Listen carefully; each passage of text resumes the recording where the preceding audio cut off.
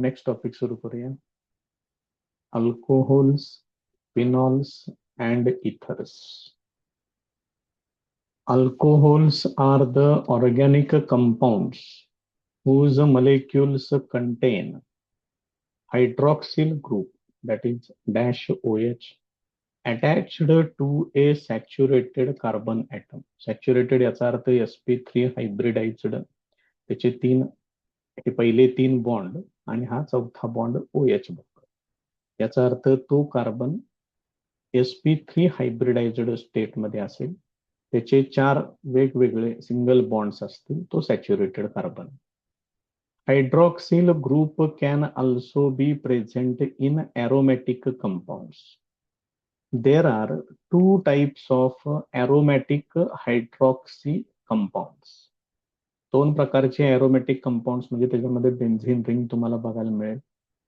पहिला प्रकार आहे फिनॉल्स आणि दुसरा प्रकार आहे एरोमॅटिक अल्कोहोल्स.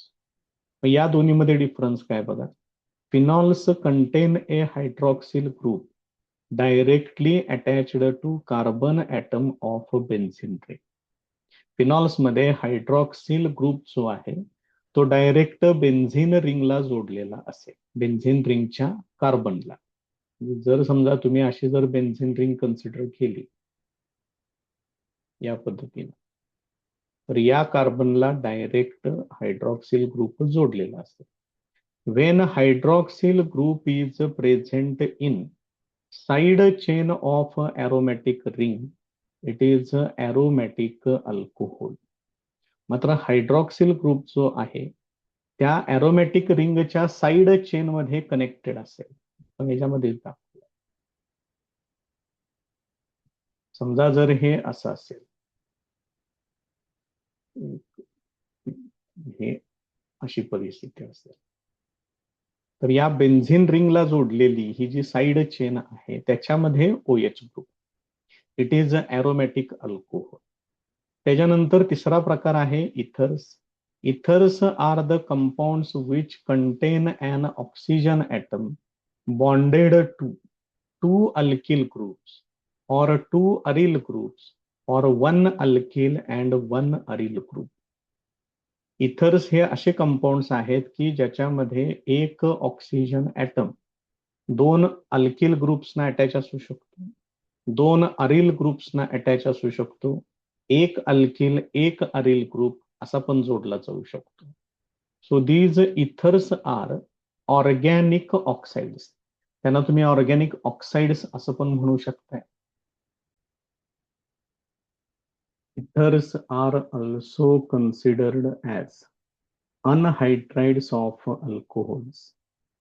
अल्कोहोल्सचे अनहायड्राइड, कारण त्याच्यातून एक हायड्रोजन जर तुम्ही अल्कोहोल मधून जर एक हायड्रोजन काढून अल्किल ग्रुप अटॅच केला की इथर तयार होतं. R-O-R- असं पाहिजे. हे R- इकडे आलेलं आहे. अल्किल ग्रुप अरिल ग्रुप ऑक्सिजनला जोडलेला आहे. 2 अरिल ग्रुप त्याला जोडलेले आहेत. त्यापैकी कुणालाही तुम्ही इथर कन्सिडर करू शकताय. त्याच्या पुढे जाऊया. इपॉक्साइड सांगितलेलं आहे बघा. Epoxide are the cyclic ethers in which ethereal oxygen is a part of 3 membered ring. या पद्धतीनं स्ट्रक्चर असते. इपॉक्साइड्स असं म्हणतात त्याला. हे आहे इथिलीन ऑक्साइड, त्याच्यापासून तयार केलेलं हे 1,2 इपॉक्सी इथेन. बघून ठेवा स्ट्रक्चर. तर क्लासिफिकेशन बघा. Mono di tri and polyhydric compounds. एकच हायड्रॉक्सिल ग्रुप असेल, 2 असतील, 3 असतील, त्या पद्धतीनं त्यांची नावं काय काय आहे ते बघू. Alcohols and phenols are classified as mono, di, tri or polyhydric compounds on the basis of 1, 2, 3 or more hydroxyl groups present in their molecules. एक असेल तर मोनो, 2 असेल तर डाय, 3 असेल तर ट्राय. या पद्धतीने monohydric alcohols are further classified on the basis of hybridisation state of the carbon atom to which hydroxyl group is attached. त्याच्यातले आपल्याला मोनोहायड्रिक अल्कोहोल्स कन्सिडर करायचे. त्यांचं परत क्लासिफिकेशन केलेलं आहे. हे क्लासिफिकेशन मात्र आता कशावर अवलंबून आहे? कार्बनची जी हायब्रिडायझेशन स्टेट आहे, whether it is sp3 sp2, या पद्धतीनं पुढं त्याचं क्लासिफिकेशन असेल. इथं पुढे एक्झाम्पल दिलेलं आहे बघा. हे मोनो आहे, इथिल अल्कोहोल. ॲरोमॅटिक मधलं हे फिनॉल आहे. इथं बघा दोन OH ग्रुप जोडलेले आहेत.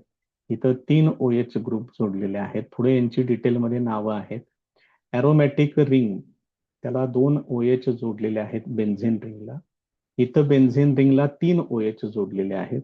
हे ट्रायहायड्रिक, हे अल्कोहोल, हे फिनॉल मधलं हे डायहायड्रिक अल्कोहोल फिनॉल. आता depending upon hybridisation of carbon atom, त्याच्यामध्ये बघा alcohols containing sp3 carbon dash OH bond, जे जो COH बॉन्ड जो आहे कार्बन आणि हायड्रॉक्सिल ग्रुप मधला, त्याच्यातला कार्बन sp3 हायब्रिडाइज्ड असेल तर त्याच्यामध्ये परत primary alcohol, secondary alcohol, tertiary alcohol असे परत प्रकार आहेत. प्रायमरी अल्कोहोलमध्ये OH ग्रुप ज्या कार्बनला जोडलेला आहे तो फक्त एकाच कार्बनला अटॅच असेल किंवा तीनही हायड्रोजनला अटॅच असेल, ते प्रायमरी मध्ये. त्यानंतर OH ग्रुप ज्या कार्बनला जोडलेला आहे तो जर 2 अल्किल ग्रुप्सला जोडलेला असेल तर ते सेकंडरी मध्ये येतं. तसंच OH ग्रुप ज्या कार्बनला जोडलेला आहे तो जर 3 अल्किल ग्रुप्सना जोडलेला असेल तर तो टर्शरी अल्कोहोल येतो. आता बघा त्याचं काय काय म्हटलंय. In these alcohols, OH group is attached to a sp3 hybridized carbon atom of alkyl group. These alcohols are further classified as primary, secondary, and tertiary alcohols in which OH group is attached to primary, secondary, tertiary carbon atom respectively. आता सांगितलं तुम्हाला इथं primary, secondary, tertiary कशावरून ठरवायचं आहे ते. तर OH group ज्या कार्बनला जोडलेला असेल त्या कार्बनचा टाईप ओळखा, whether it is primary, secondary or tertiary. त्याच्यावरून त्या अल्कोहोलचं क्लासिफिकेशन होईल. Each of these 3 types of alcohols can also be either allylic or benzylic if sp3 carbon carrying OH is further bonded to sp2 carbon atom. OH sp3 कार्बनला attached असेल आणि तोच sp3 hybridised carbon पुढे जर sp2 कार्बनला जोडलेला असेल तर ते ॲलिलिक किंवा बेन्झिलिक या प्रकारामध्ये जाऊ शकतं. त्यात बघा allylic group, the OH group is attached to sp3 hybridized carbon atom which is further bonded to a carbon-carbon double bond. परत तो पुढं कसा असेल, तोच कार्बन तो पुढं डबल बॉन्डेड कार्बनला अटॅच असू शकतो. It may be primary, secondary or tertiary. Benzylic मध्ये काय सांगितले बघा, the OH group is attached to sp3 hybridised carbon atom which is further bonded to an aromatic ring.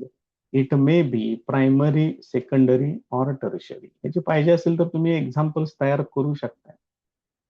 पहिलं ॲलिलिकचं पाहिजे मला.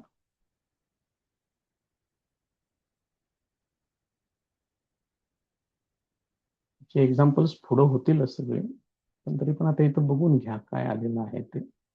हा कार्बन जो आहे याला OH ग्रुप अटॅच आहे, इथं हायड्रोजन असेल. त्यानंतर हा जो कार्बन आहे ज्याला OH ग्रुप जोडलेला आहे तो पुढे ज्या कार्बनला जोडलेला असेल तो डबल बॉन्डेड असेल. म्हणजे ही अशी कंडिशन येणार, नाही 2 आहेत ना त्याचे, मग इकडे एकच येणार बॉन्ड. हे असेल मग याचं पूर्ण स्ट्रक्चर हे असं होईल CH2 double bond CH CH2OH हे असेल. आणि दुसरं जे स्ट्रक्चर त्यांनी सांगितलेलं आहे त्याच्यामध्ये काय म्हटले बघा, ही बेन्झिन रिंग आहे, ह्याला अटॅच्ड जो कार्बन आहे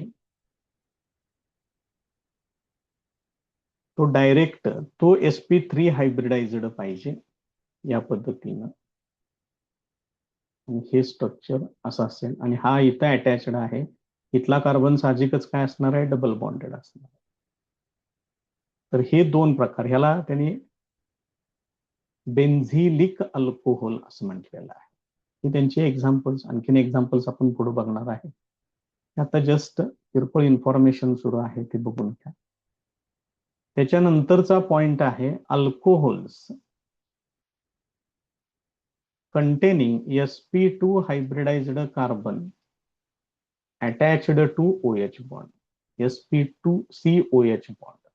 मग याच्यामध्ये OH ग्रुप जो आहे तो डायरेक्ट डबल बॉन्डेड कार्बनला जोडलेला असेल, त्याला व्हिनिलिक अल्कोहोल असं म्हणतात. The OH group is attached to sp2 hybridized carbon atom which is a part of a carbon-carbon double bond. These alcohols are known as vinylic alcohols. हे vinyl alcohol आहे. Classification of ethers. They are classified as हे सोपं आहे, simple ethers, symmetrical ethers, unsymmetrical ethers or mixed ethers.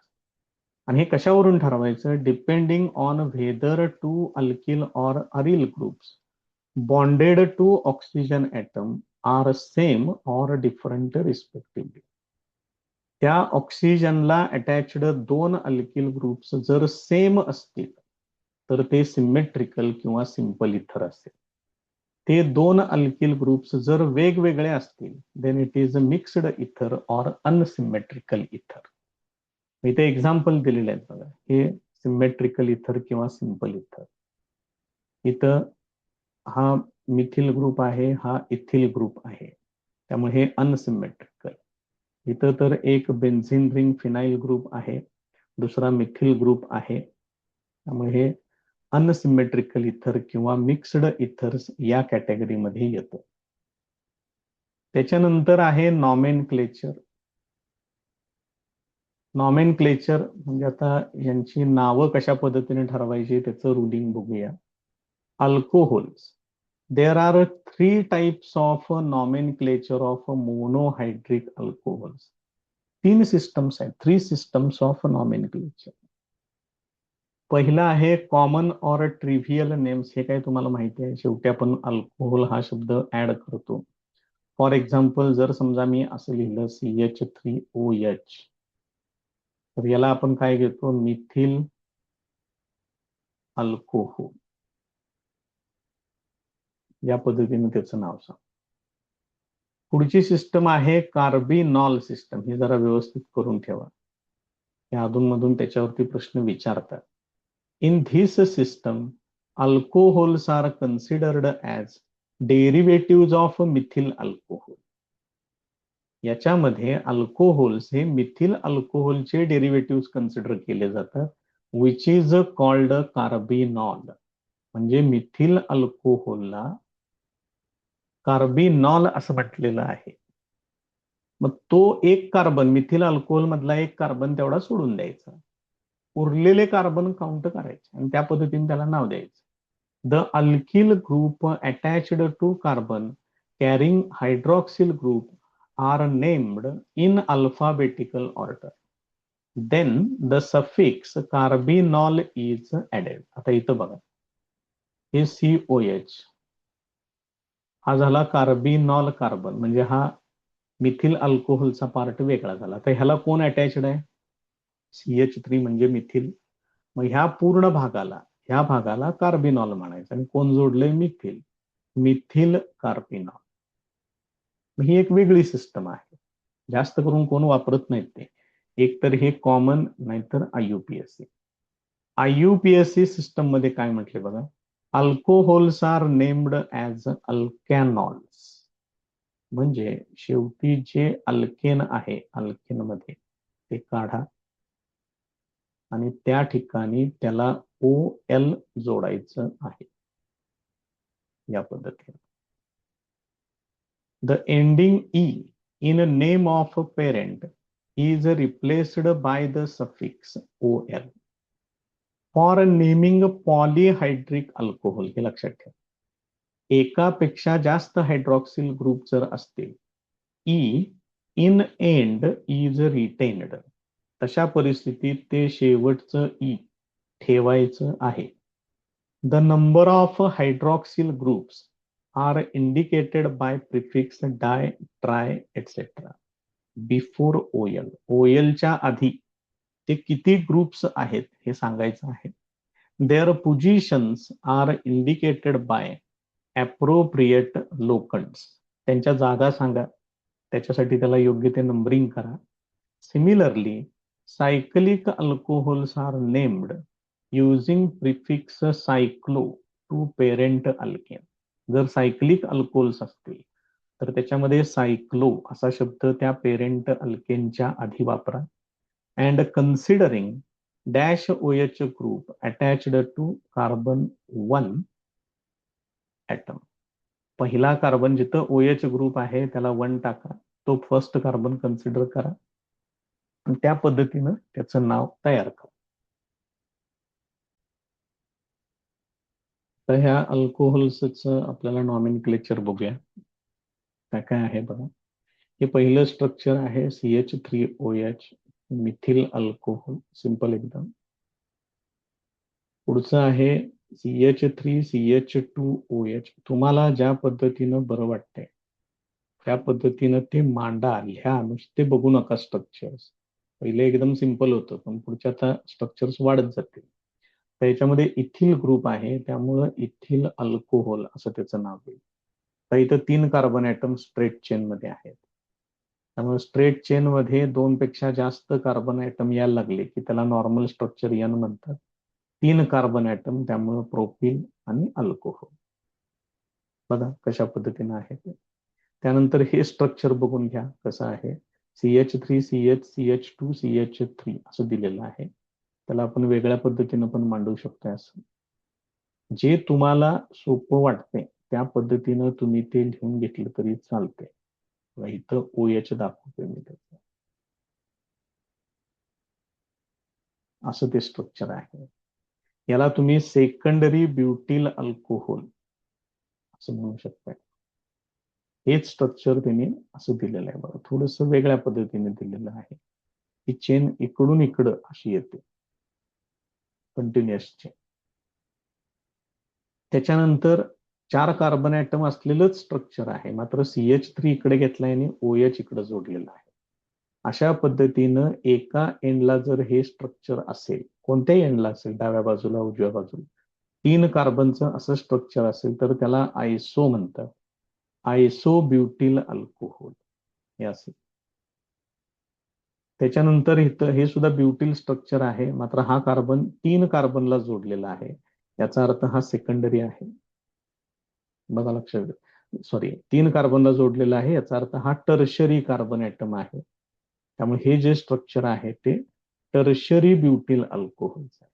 आता बघा इथं या, हा OH ज्या कार्बनला जोडलेला आहे तो एकाच कार्बनला जोडलेला आहे, याचा अर्थ हे प्रायमरी स्ट्रक्चर आहे.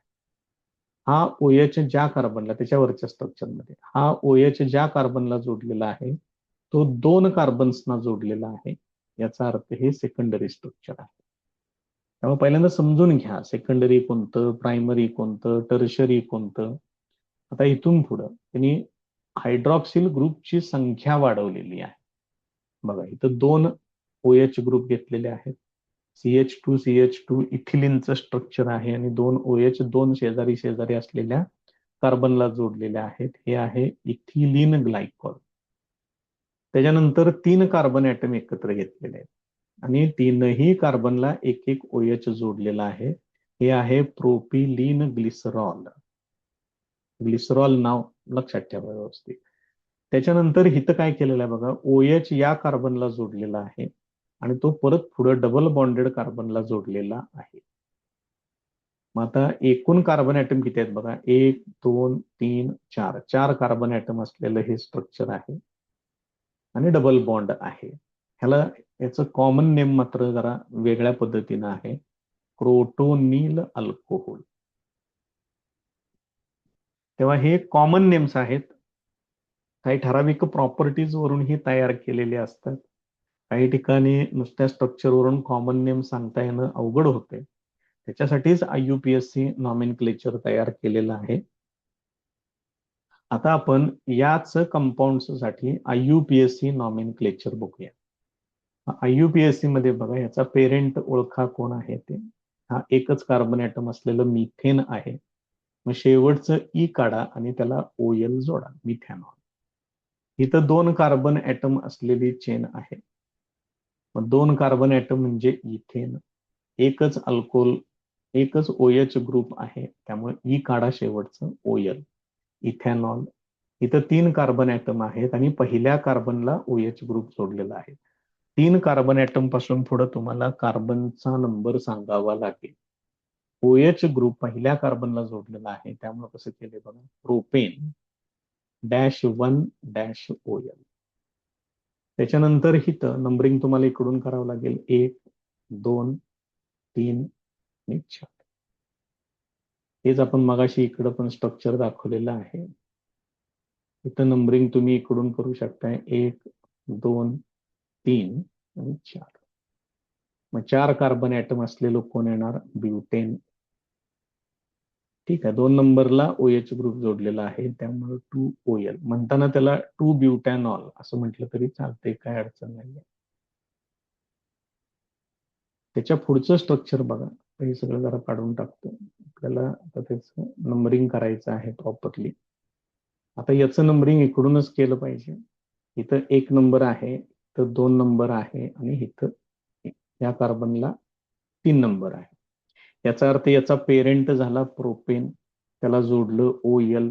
2 नंबरला मिथिल ग्रुप जोडलेला आहे, त्यामुळे ह्याचं नाव काय येणार, 2 मिथिल प्रोपॅनॉल. मिथिल म्हणा, मिथाईल म्हणा, तुम्ही उच्चार काहीही करा, स्पेलिंग फक्त बरोबर लिहा.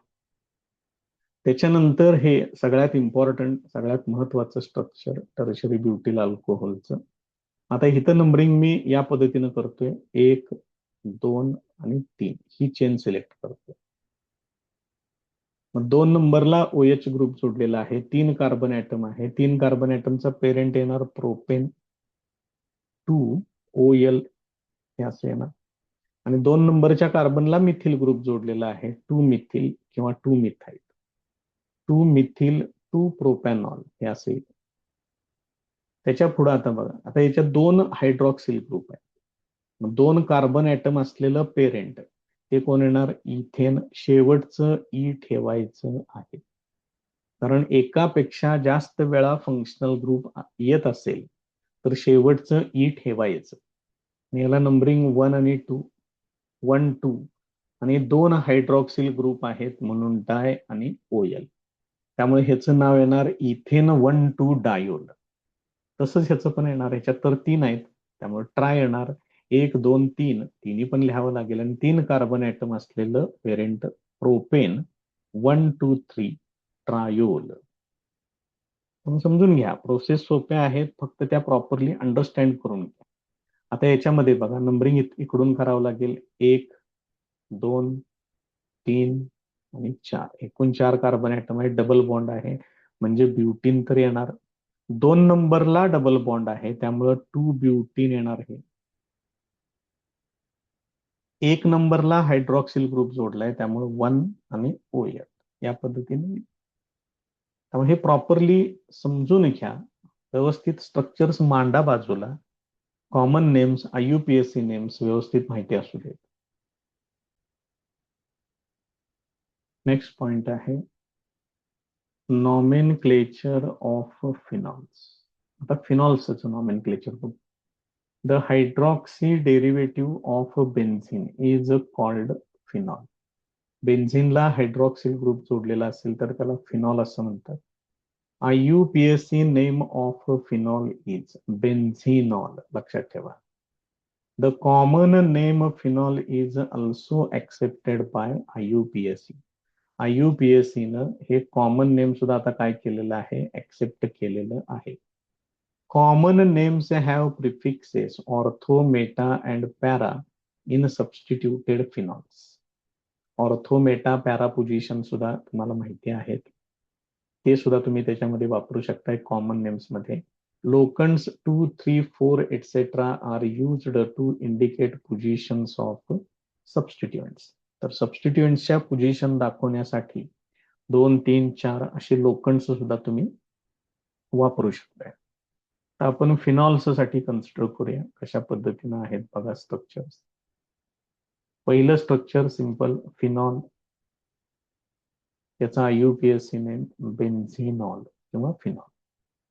पुढचं जे आहे हे जरा लक्षात ठेवा बरं का, नाव हे त्रास देतात. OH तर आहेच, फिनॉलचं स्ट्रक्चर आहे, त्याला CH3 पण जोडलेलं आहे, मिथिल ग्रुप. त्यामुळे ह्याचं नाव बघा ओ क्रेसॉल असं म्हणतात. ही ऑर्थो पोझिशन आहे, इथं ऑर्थो, ही मेटा पोझिशन आहे, ही पॅरा पोझिशन आहे. नाव माहित असू दे. इथं 1 नंबर जर दिलेला असेल तर हे 2, 3, 4, 5, 6 या पद्धतीने. पण जिथं OH ग्रुप आहे त्याला आपण मोस्टली 1 कन्सिडर करणार आहे. जर OH पेक्षा हायेस्ट प्रायोरिटी असलेला ग्रुप जर आला तर मग तिथं तुम्हाला नंबर 1 कन्सिडर करावा लागेल. मग इथं काय बघा, इथं पेरेंट जर मी फिनॉल घेतला OH ग्रुपचा तर मिथिल ग्रुप 2 नंबरला जोडलेला आहे, त्यामुळे याचं नाव 2 मिथिल फिनॉल. इथं परत एकदा आता बघा, इथं OH आहे, विथ रिस्पेक्ट टू धिस हे ऑर्थो पोझिशन, हे मेटा पोझिशन आणि हे पॅरा पोझिशन. इकडून जरी आलात तरी सुद्धा तसंच आहे.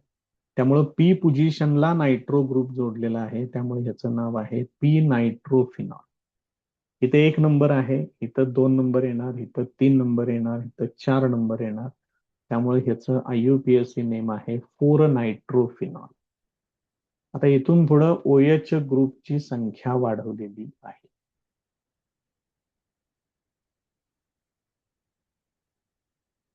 बघा काय आहे त्याच्यात, 2 OH ग्रुप जोडले, त्याला कॅटेकॉल. काय आता त्याला तुम्ही कसा उच्चार करताय तसा करा, फक्त लक्षात ठेवा म्हणजे झालं. इथं नंबरिंग करताना 1, 2, मग 2 फंक्शनल ग्रुप आहेत किंवा फंक्शनल ग्रुप 2 वेळा आलेला आहे, सेम फंक्शनल ग्रुप, तर इथं शेवटी ई ठेवा. 2 वेळा OH ग्रुप, त्यामुळे डायोल असं येणार, आणि 1 आणि 2 नंबर ते इथं मध्ये येणार, त्यामुळे नाव येणार बेन्झिन 1, 2 डायोल. इथं फक्त जागा बदललेली आहे, 1, 2, 3. मग याचं येणार बेन्झिन 1, 3 डायोल येणार. याचं नाव कॉमन नेम लक्षात ठेवा रिसॉर्सिनॉल. हे लक्षात ठेवा बरं का, कॉमन नेम्स CET साठी खूप इम्पॉर्टंट आहे.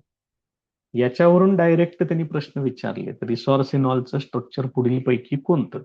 4 वेगवेगळे स्ट्रक्चर्स दिलेले असतात आणि खूप वेळा त्याच्यावरती प्रश्न विचारून झालेला आहे. हे पुढचं स्ट्रक्चर बघा, 1, 2, 3, 4, 1, 4 येणार, डायोल येणार, बेन्झिन येणार. ह्याच्यात काही विशेष नाहीये. याचं कॉमन नेम बघा, हायड्रोक्विनोन किंवा क्विनॉल असं म्हणतात त्याला. त्यामुळे ही कॉमन नेम्सच तुम्हाला त्रास देणार आहेत, ती तेवढी व्यवस्थित जरा पाठ करा. पुढच्या स्ट्रक्चर मध्ये बघा, इथं 1 नंबर आहे, 2, 3, 4, 5 आणि 6. 1 नंबर, 3 नंबर आणि 5 नंबर, त्यामुळे बेन्झिन 1, 3, 5 ट्रायोल या पद्धतीने. याचं नाव आहे फ्लोरोग्लुकिनॉल. त्याच्यानंतर इथं तुम्ही नंबरिंग 1, 2, 3 मिनिमम नंबर आले पाहिजे. हे जे लोकेशन्सचे जे काही नंबर येतात त्यांची समेशन कमीत कमी आली पाहिजे, अशा पद्धतीनं नंबरिंग करायचंय. मग बेन्झिन आहे, 1, 2, 3 आहे आणि ट्रायोल आहे. याचं कॉमन नेम आहे पायरोगॅलॉल.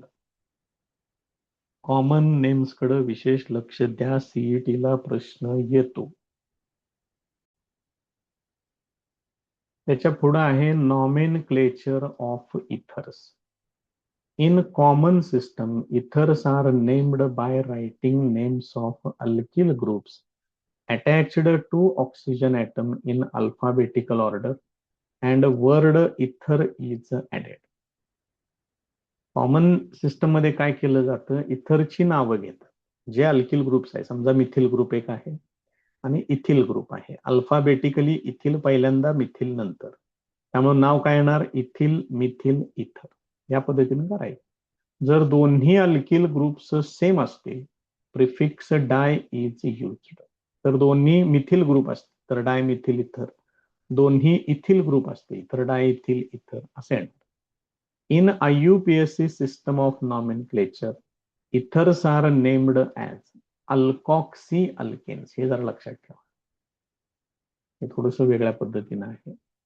अल्कॉक्सी त्याच्यातला जो लार्जर अल्किल ग्रुप असेल, it is considered as a parent alkane. जो लार्जर अल्किल ग्रुप आहे तो पेरेंट कन्सिडर केला जाईल. Name of smaller alkane is prefixed by the name of alkoxy group and its locant. जो स्मॉलर पार्ट असेल त्याला ते ऑक्सिजन जोडायचं आणि त्याचं नाव तयार करायचं अल्कॉक्सी. मग त्याचं नाव त्या पद्धतीने येईल. इथं बघा कशा पद्धतीने सांगायचं आहे, इथॉक्सी, एन प्रोपॉक्सी, आयसोप्रोपॉक्सी या पद्धतीने. आता हे स्ट्रक्चर बघा इथं जे दिलेलं आहे, इथं बॉन्ड पाहिजे असा सिंगल बॉन्ड. आता याच्यातला मोठा ग्रुप जो आहे ऑक्सिजनला अटॅच तो हा आहे. मग ह्याला पेरेंट करा, तो झाला पेरेंट 3 कार्बन ॲटमचा प्रोपेन. बघा लक्षात येते का, आणि त्याला नंबरिंग करा 1 2 आणि 3. 2 नंबरला हा मिथिल आणि ऑक्सिजन म्हणून मिथॉक्सी, आणि याचं नाव येणार 2 मिथॉक्सी प्रोपेन. त्यामुळे जरा थोडस व्यवस्थित याच्याकडे लक्ष द्या. मग आता याची एक्झाम्पल्स आपण बघूया इथर्स साठी.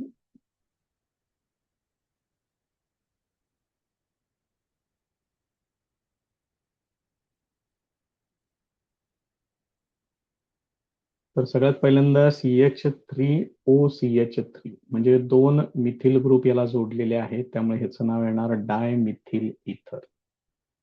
इथं बघा एक इथिल ग्रुप आहे, दुसरा मिथिल ग्रुप आहे. अल्फाबेटिकली इथिल पहिल्यांदा, मिथिल नंतर, इथिल मिथिल इथर. त्याच्या पुढे आहे 3 कार्बन ॲटम असलेलं CH2CH2CH3 म्हणजे हे एन प्रोपिल झालं, हे मिथिल झालं, मिथिल एन प्रोपिल इथर हे असेल. त्यानंतर एक मिथिल ग्रुप आहे, दुसरा फिनाइल ग्रुप आहे, मिथिल फिनाइल इथर. याचं दुसरंही नाव आहे ॲनिसोल. ते पण लक्षात ठेवा, माहिती असू दे, इम्पॉर्टंट नेम आहे ते, कारण पुढे जाऊन सगळ्या रिएक्शन साठी आपण ॲनिसोलच लिहिणार आहे. त्याच्या पुढचं जे आहे ते आहे, हे आहे प्रोपिल ग्रुप एन प्रोपिल, आणि हे आहे फिनाइल ग्रुप. आता PH, H आणि R हे कम्पेअर करावं लागेल तुम्हाला. त्याच्यामध्ये H पहिल्यांदा येते म्हणून याचं नाव फिनाइल एन प्रोपिल इथर असं तयार केलेलं आहे. त्याच्यानंतर हे एक स्ट्रक्चर दिलेलं आहे, सायक्लिक स्ट्रक्चर आहे, त्याचं काही कॉमन नेम त्यांनी दिलेलं नाहीये. आता IUPAC नॉमेनक्लेचर कडे जाऊया. तर हे दोन्ही पण CH3 आहेत, त्यामुळे एक तुम्हाला मिथिल ठेवावा लागेल आणि दुसरा मिथॉक्सी असा ठेवावा लागेल. म्हणजे जो मोठा ग्रुप आहे त्याला पेरेंट करायचं असतं. CH3 ला पेरेंट म्हणजे मिथेन घेतोय, आणि दुसरा जो ग्रुप आहे त्याचं मिळून होतंय मिथॉक्सी, त्यामुळे ह्याचं नाव येणार मिथॉक्सी मिथेन. आता इथं बघा हा पेरेंट येणार आहे इथेन, त्याला अटॅच्ड मिथॉक्सी पार्ट आहे, त्यामुळे हे येणार मिथॉक्सी इथेन. त्याच्यानंतर इथं 3 कार्बन ॲटम या पद्धतीनं आहे, आणि त्याच्या पहिल्याच कार्बन ॲटमला हा मिथॉक्सी ग्रुप जोडलेला आहे. त्यामुळे याचं नाव कसं त्यांनी तयार केलेलं आहे, मिथॉक्सी प्रोपेन तर आहेच, पण 1 नंबरला जोडलेलं आहे, त्यामुळे हे 1 मिथॉक्सी प्रोपेन तयार होईल. मग याच्यासारखंच दुसरं आणखीन एक आपल्याला जर तयार करायचं असेल तर याला तुम्ही 2 मिथॉक्सी प्रोपेन पण तयार करू शकता याच्यावरून.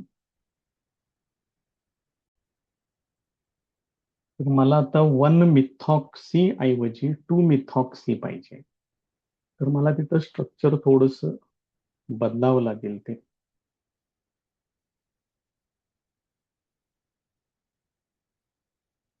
असं आहे ना.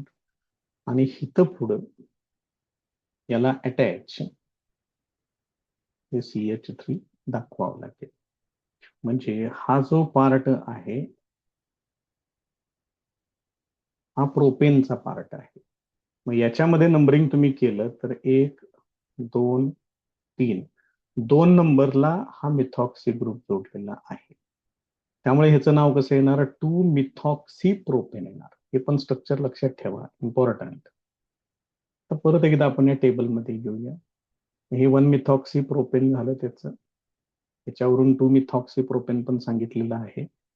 याच्यामध्ये मोठा पार्ट आहे तो आहे बेन्झिनचा. त्याला पेरेंट केलं म्हणून बेन्झिन लिहिले. आणि त्याला अटॅच्ड हा मिथॉक्सी ग्रुप म्हणून मिथॉक्सी बेन्झिन. त्याच्यानंतर या स्ट्रक्चरमध्ये हा पेरेंट आहे बेन्झिन. त्यानंतर प्रोपेन आहे. प्रोपेनला हे ऑक्सिजन देऊन टाकायचं. 1 प्रोपॉक्सी बेन्झिन, ह्याला 1 कन्सिडर करायचं. 1 प्रोपॉक्सी बेन्झिन. बेन्झिनला 2 प्रोपॉक्सी पण करता येईल, मग हे जोडावं लागेल तिथं.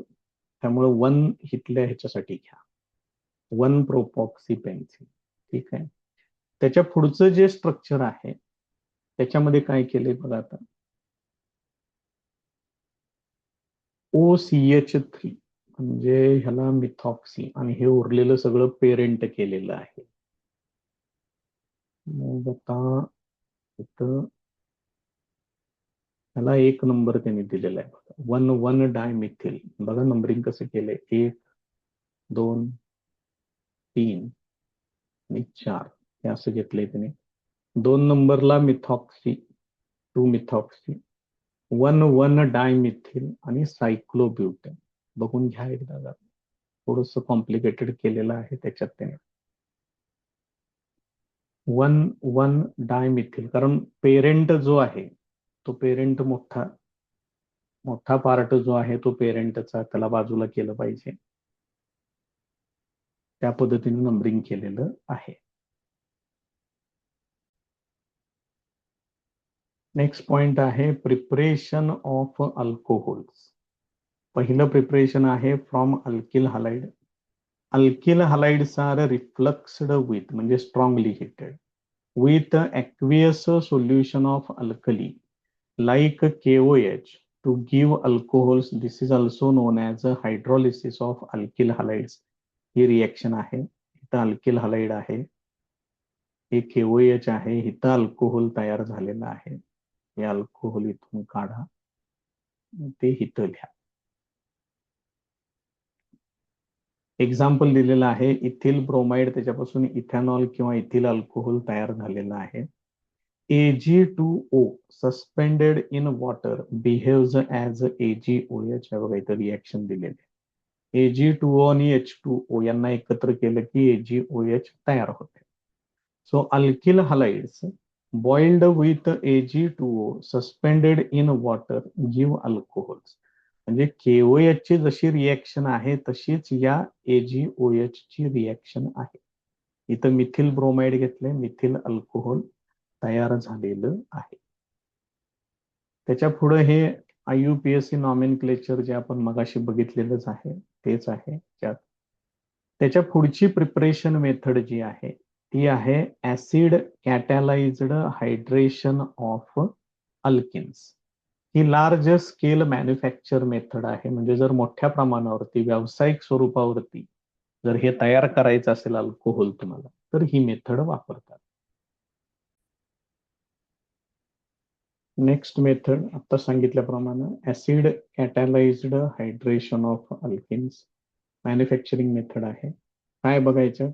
Alkynes react with cold and concentrated H2SO4 to form alkyl hydrogen sulphate. पहिल्यांदा अल्किल हायड्रोजन सल्फेट तयार होतं.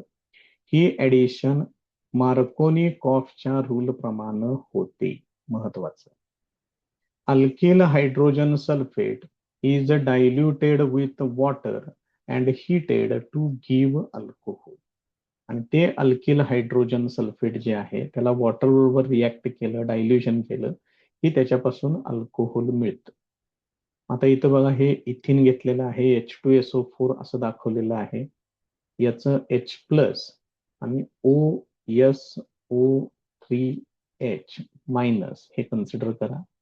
मग याचा निगेटिव्ह पार्ट इकडे जोडायचा आहे. आता इथं हे सिमेट्रिकल आहे त्यामुळे तुम्ही कुणाला जरी जोडलं तरी चालते, काही अडचण नाहीये.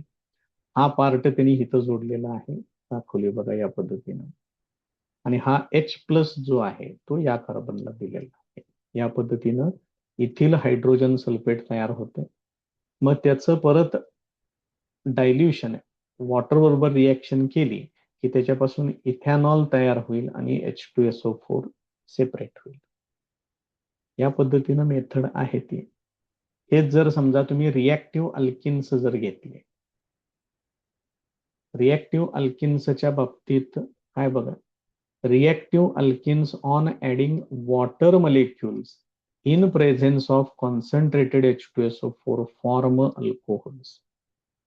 जर अल्किन रिॲक्टिव्ह असेल तर आहे बघा हे 2-मिथिल-1-प्रोपीन, यालाच आयसोब्युटिलीन असं सुद्धा तुम्ही म्हणू शकताय.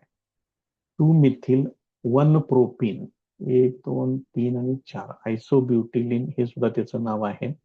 तर त्याची रिएक्शन जर केली तर डायरेक्ट वॉटर त्याच्यामध्ये ऍड होतं आणि याच्यामध्ये ऍडिशन जी काय होते ती मार्कोनिकॉफच्या नियमाप्रमाणे होते. H प्लस आणि OH मायनस असे जर दोन भाग केले तर हा OH मायनस त्या कार्बनला मिळेल त्याच्याकडे हायड्रोजन ऍटमची संख्या कमी असेल आणि H प्लस हे दुसऱ्या कार्बनला मिळणार. त्यामुळे तुम्हाला प्रोडक्ट असा मिळेल.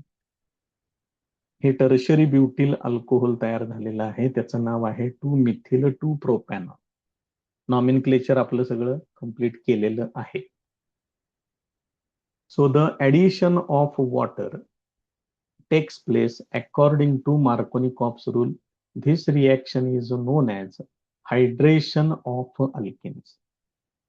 या रिएक्शनला हायड्रेशन ऑफ अल्किन्स असं सुद्धा म्हटलेलं आहे.